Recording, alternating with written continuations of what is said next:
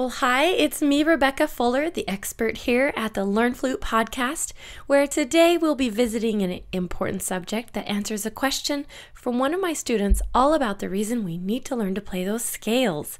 This is episode 29.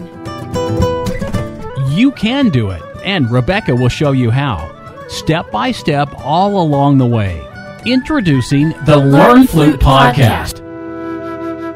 Well, thanks for coming to this Learn Flute podcast, where people just like you of all ages can come and kick up your feet, feel comfortable in a friendly environment, all centered around the subject of learning how to play the flute really well.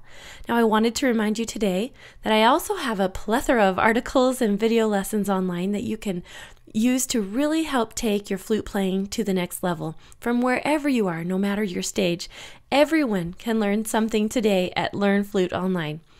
In this modern age with technology, we are so lucky.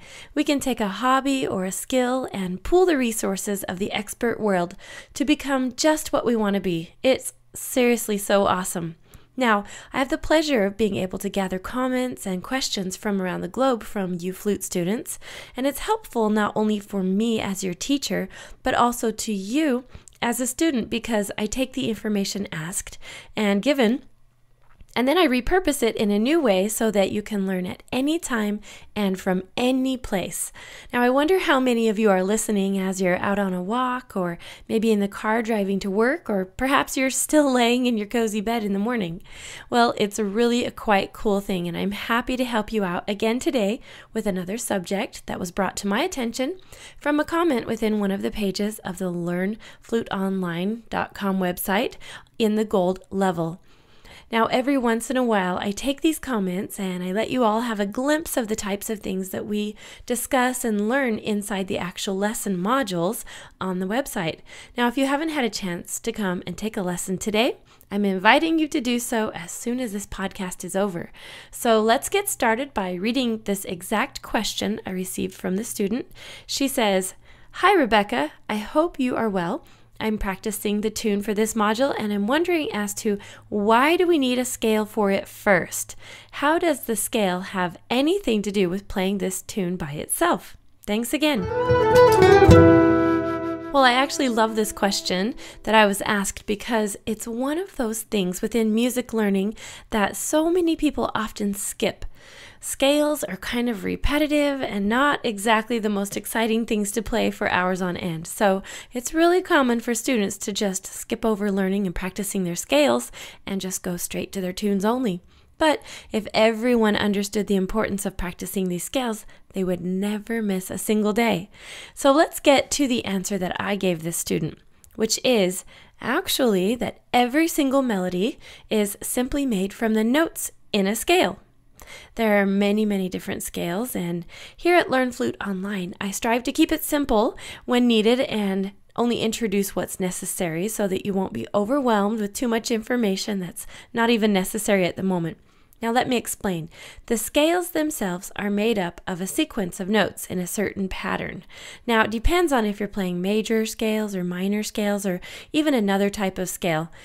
Inside each lesson, I give you specific instructions for a scale that will teach you a certain finger pattern that you'll meet within the tune.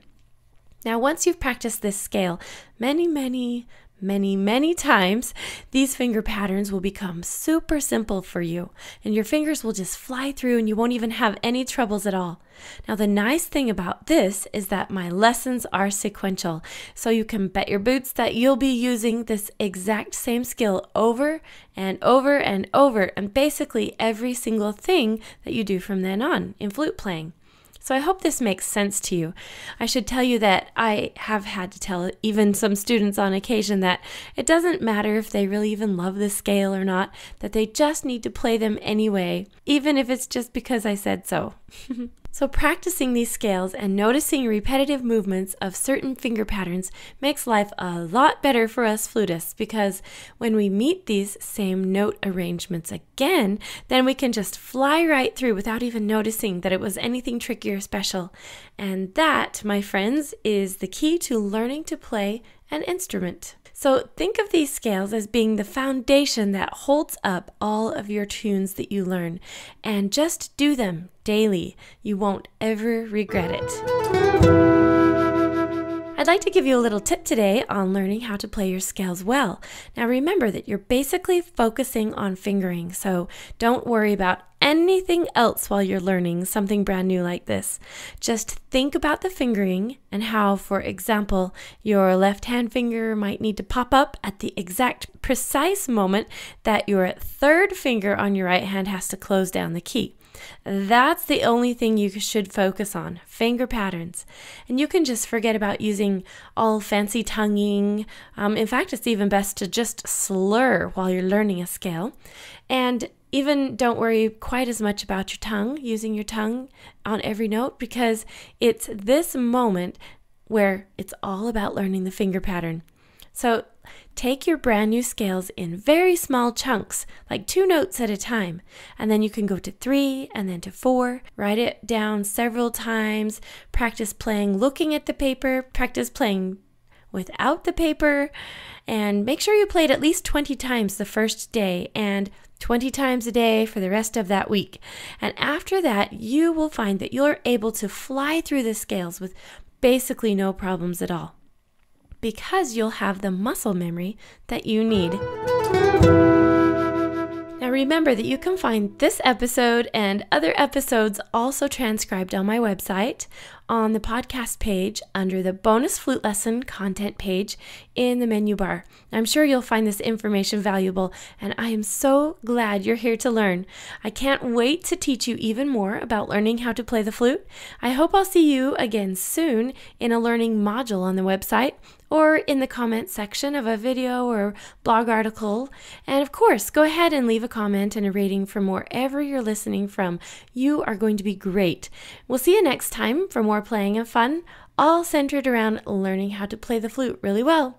Don't forget that I invite you to take a lesson over on the LearnFluteOnline.com website today. Bye now. Thanks for listening today. Remember that this is where people of all ages, such as you, can come, learn, and play the musical instrument flute in an easy-to-follow, organized manner, and in the privacy and comfort of your own home, on your own schedule.